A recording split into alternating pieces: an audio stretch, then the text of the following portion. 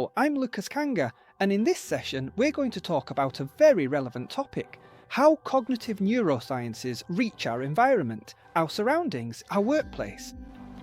And that's why a third name is added: applied cognitive neurosciences. That's how you'll most likely find it in the literature and in many proposals. Let's be clear, neurosciences were not originally created to remain confined to the laboratory. For a long time, for many centuries, we were shut away in laboratories, conducting research just to understand how the brain worked. But now, cognitive neurosciences have been put at the service of other sciences. And that's why, when you hear the term neuroscience, it's actually missing an S, because in reality, it's applied cognitive neurosciences. This partnership that exists between other sciences and neuroscience has been around for some years now.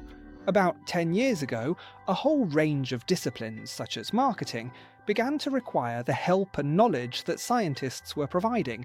For what purpose? To change, or to be able to reach the consumer much more easily.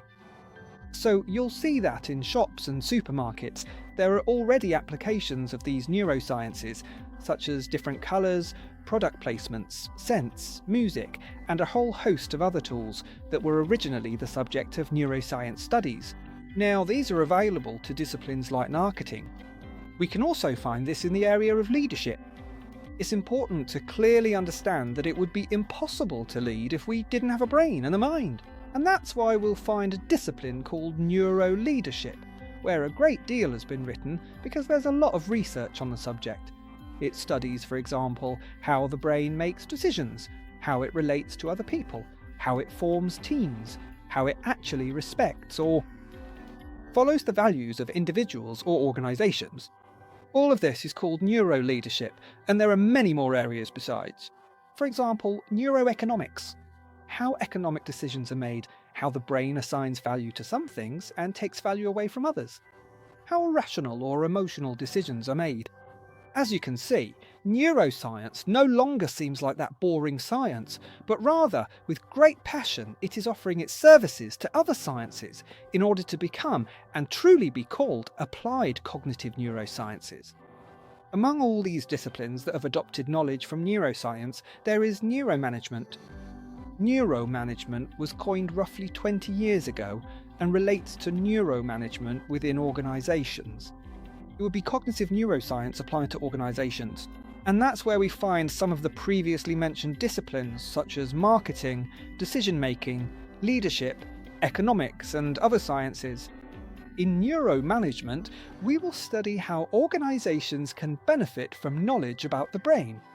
There is a great deal of research on this. For example, to understand people's motivations, their values, their attitudes, their commitments, the trust they feel, how to develop people, and all of this always keeping the brain in mind.